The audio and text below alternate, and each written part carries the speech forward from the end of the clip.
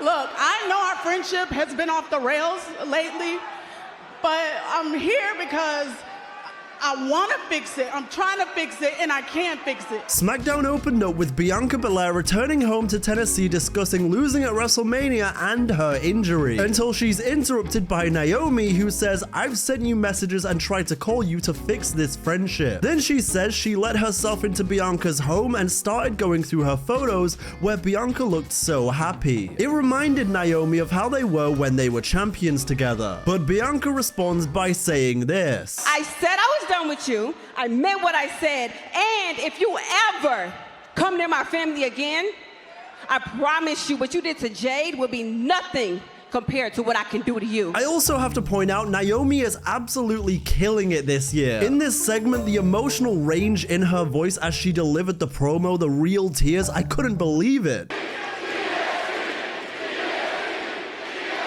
Also, she looks like $1,000,000 with that red hair. I love Naomi. And I'll be honest, Naomi, you're kind of tempting me here to bring back the Red Dread redemption. I'm just saying. 1,000 likes on this video and I'm going back to Red Dreads. And if this world is just, she is Miss Money in the Bank. Imagine the chaos. Speaking of chaos though, she says this: You know, Bianca, it wouldn't be good for you and your mama to be in a wheelchair.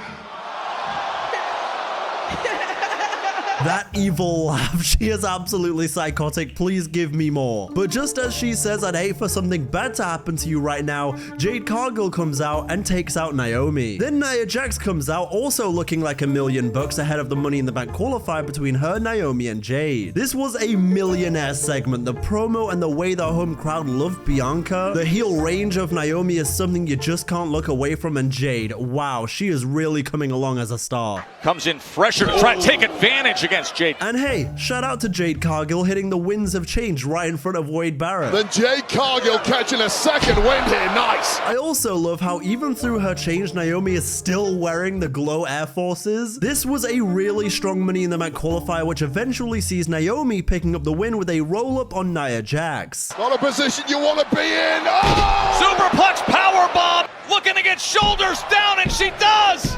Next, we see Solo Sikoa's bloodline walking through the halls, to which they come upon R-Truth talking to little Jimmy. You might embarrass him, you know what I'm saying? He won't feel good about himself. Childhood hero beat him.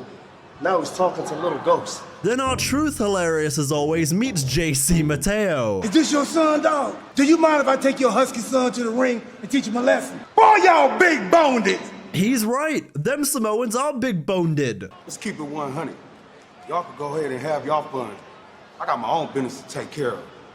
Y'all know what I mean? Next, we see Chelsea Green complaining to Nick Aldis about the damage Zelina did to her face and demanding a rematch. She's looking mighty undashing, might I say. Nick Aldis continues by saying, no need to be so ugly about this, you need to be medically cleared. Then the Secret Herbists ultimately talk themselves into a match. It'll be Alba Fyre versus Zelina Vega later in the show. Then Byron Saxton talks to Tiffany Stratton about the pressure of having to look out for a Money in the Bank holder, considering last year she was the one winning the briefcase. Then Naomi pulls up and says she's gonna win Money in the Bank and cash in where she wants, when she wants. And in case you forgot, little Miss Tiffy, when I was fighting for the championship, you stayed in my way. But that's not the only threat Tiffy has to look out for.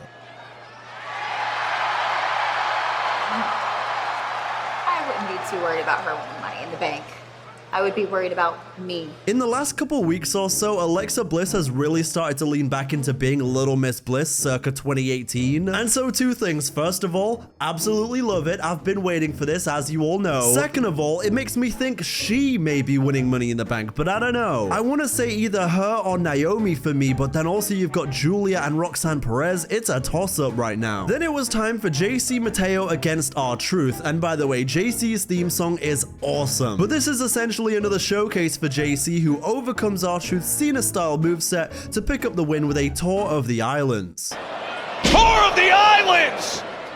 J.C. Mateo! Then after the match, Jimmy Uso comes down to ringside to save R-Truth from a further attack. I'd assume we're probably going to get this tag match sooner rather than later, building on the tensions that they developed with the Bloodline in this episode. Then we see the Street Profits, who say they're leading the charge in the best tag division in the world. They talk about the Wyatt Six and say it doesn't matter who steps up to them before Fraxium enter. Nathan Frazier says him and his amigo didn't exactly get a fair shake last week. Montez says, we had you beat until the Wyatt Six came out. Frazier continues saying Fraxium and the Street Profits should run it back before Motor City Machine Guns interrupt. Alex Shelley says the Street Profits never beat them either, so they'll take a tag title shot as well. Then DIY with Candice LeRae come out where Ciampa says, moment of silence for the death of the tag division that you all killed before. A moment of silence begins now. The Wyatt Six are here again and they're causing chaos. Rowan takes out Motor City Machine Guns.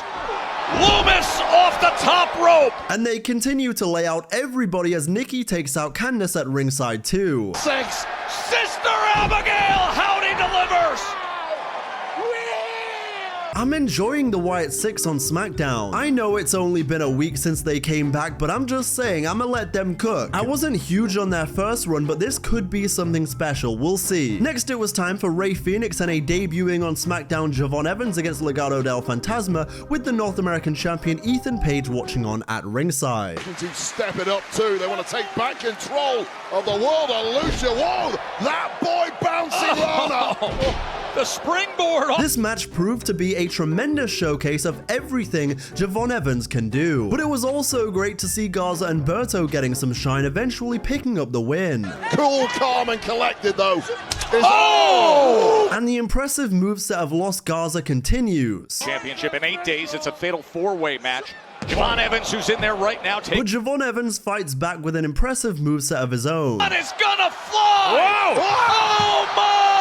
Come over here. Then Ethan Page gets involved at ringside after an interaction with Phoenix and Evans, takes out Phoenix, and then takes out Javon Evans when the referee isn't looking. Minded his own business. MTY Los Garza. That's what you get.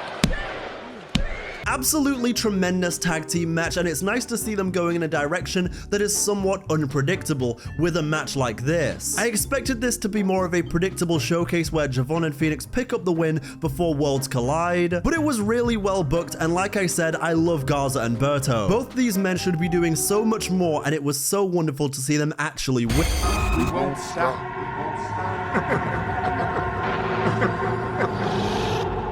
Not until we get what's over. I'm sorry, I don't know what just happened. Next, we saw the Women's United States Champion Zelina Vega against Alba Fire, and man, I miss seeing Alba Fire wrestle regularly and show everything that she can do. Ball is Alba Fire. Swanton bomb! Devastating. This looks like it's over. Also, insane that they're wrestling in attires like that. But after Chelsea accidentally hits Piper Niven at ringside, a run of costly missteps sees Zelina Vega hit a code red for the win. Oh, she tried to use the mask! Code red! We got a code red!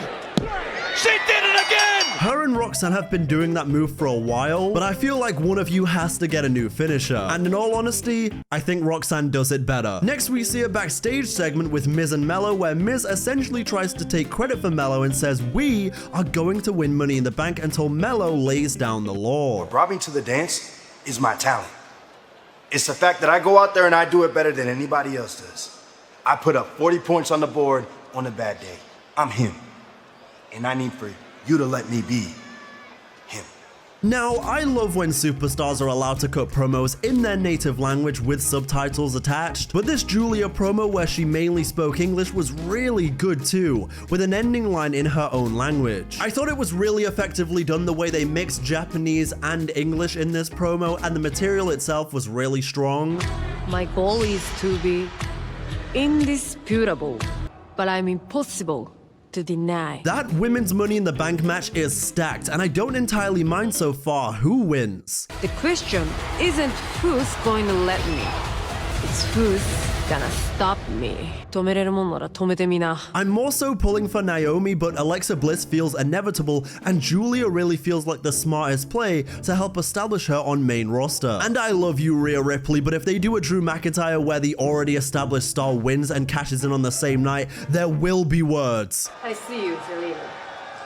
But I see that title more. I take back everything I just said. It's time to crown Giulia as Women's United States Champion. Naomi Money in the Bank agenda, I'm seeing it. Next, we see Damian Priest cut a promo where he closes the chapter on Drew McIntyre and says he has unfinished business with Jacob Fatu. He's focused on becoming El Campeon again as Jacob Fatu enters and acknowledges Damian Priest. A lot of acknowledgement right there. Meanwhile, Fatu is focused on this Money in the Bank qualifier where Andrade looks like he's aged dramatically. The effects of losing a bad bitch. But Andrade is so back because he actually picks up the win here. Oh no! Would you look at the ring now with Andrade delivering the message? There was an inadvertent distraction from the Bloodline which ruined things for Fatu. Then Jimmy Uso came down and got his lick back on the Bloodline. And I'm shocked, I'll be honest. After the match, tensions rise between the Bloodline at ringside. This is going to take a major act of diplomacy from Solo Sikoa. After this, LA Knight talks about this being his third year trying to win Money in the Bank. With or without the case, what you need to understand is the WWE title, the world title, they're all in my future. And with the way I've been running, at this point, they should be in my past, maybe even my present. Why don't you go ahead and punch that ticket? Before he's interrupted by... That one was partially mine. You're welcome, though. Also, I have to point out, we're getting Punk, Styles, and Americano on Raw in a Money in the Bank qualifier, and mamma mia, I need a minute. We're actually gonna see AJ Styles and CM Punk interact in the ring. I need it, Rock. I need it more than you can ever imagine. We're also getting Stephanie Vaquer in a qualifier with Liv Morgan and Ivy Nile, to which I'd also like that injected into my veins. Come on! I'm so tired of this! I do not need your help. It honestly wouldn't surprise me if they either extended these tensions with Jacob Fatu costing a cash-in for Solo Sikoa down the line, or maybe Fatu costs Solo Money in the Bank in the ladder match. Then Cody Rhodes discusses the momentary doubt he had after losing the title at WrestleMania as he reflects on his year as a champion. He also brings up the final boss. I thought about the final boss asking me for my soul, and the entire world theorizing what he meant. He also says he thought about John Cena, and while he hesitated last time, he will not hesitate again. Cody then says, I'm a little hungry, it's time to yeet, as Jey Uso joins him in the ring before they're interrupted by John Cena. Nothing more than a John Cena wannabe. You want my fame, you want my money, but you will get neither because you are too desperate and you are too lazy. Then Cena introduces Logan Paul and gasses him up before Logan eviscerates the crowd. You deny it all you want, but look around, you stupid, simple Tennessee people. Logan says Jey and Cody are Nepo babies and cheaters who can't do anything in this business without it being handed to them. These two Nepo babies were born on third, thinking they hit a triple. And they really let Logan Paul go here with this promo and give it time to breathe and let him say a lot. And I gotta be honest, I don't think he did a bad job. He is the last real champion. I am the inevitable face of this company. Boys, if you want some, come get some. But then just as Jey says, let's fight right now, we see this. The small details of Cena every now and again realizing and questioning if he should return to the man he used to be, I absolutely love it. It's almost like every now and again inside his brain he has a previous version of himself that pokes through and says, "Are you sure about that?" And then he's like, no, I'm sure. Disaster kick!